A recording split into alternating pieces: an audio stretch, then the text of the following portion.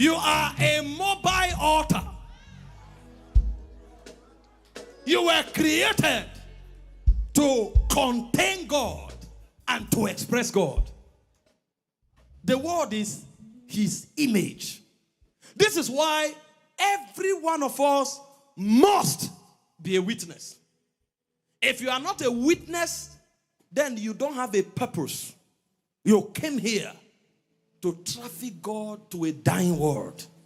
You came here to reveal God to a world that is perplexed because of the operations of darkness. There is such investment on your inside.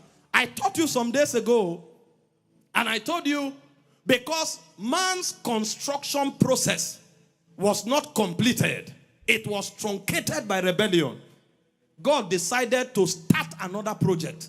So the project of Jesus is actually a completion of what God wanted to do in Eden. The first Adam was supposed to be the first bearer of the fullness of God. Let us make man in our image, after our likeness. But when the human race was corrupt, God had to become flesh to show us what he intended to do. And so until that time, the fullness of God was never seen. So John 1:18 said, no one has seen God at any time. So all the encounters the prophets had were different dimensions of God. Because there is nothing that can contain God's fullness. The only thing built to contain God's fullness is man. But that project was not completed. So the last Adam had to come. And he said, no man has seen God at any time. He said, the only begotten of the Father, who was in the bosom of the Father, he has declared him. So he came to declare the Father. This is why when Philip asked him, show us the Father, it suffices us. In John 14:9, he said, whoever have seen me, have seen the Father. This is the purpose of man. That I can know him, interact with him, contain him, and then express him.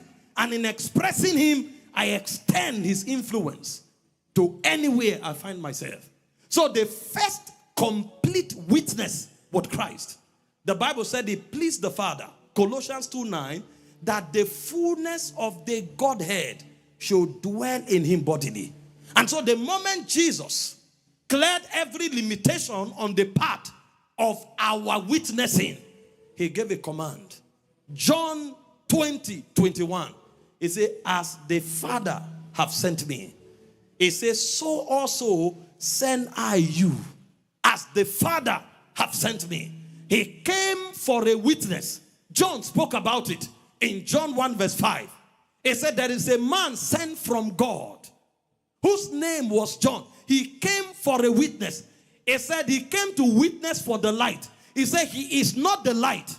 He said, but the one who is coming is the true light that lighted every man that cometh into the world. So he came to reflect God to us, so that when we receive God, we too can reflect God to our world. This is why anybody on earth who is not witnessing, revealing, reflecting, manifesting, and expanding God's influence, whatever he's doing on earth is a wasted time. He has no purpose. Let us make man in our own image, after our likeness. Let them have dominion. I gave you my influence so that you will expand it, so that you will extend it. So anywhere you come to and there's the influence of any other spirit, your job is to dissipate it and plant my influence. That's why you are here. That's why he sends you everywhere. You didn't go to the academia because you want to be a professor. You didn't go to media because you want to be popular.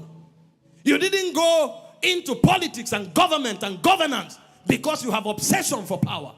All of these are corridors that influences human civilization. And your job, your goal, your purpose, and your focus is that as you assume these positions, you spread God's influence, his righteous influence, his holy influence, his love influence, his kind influence, his merciful influence, until this system begins to reflect the kingdom of God.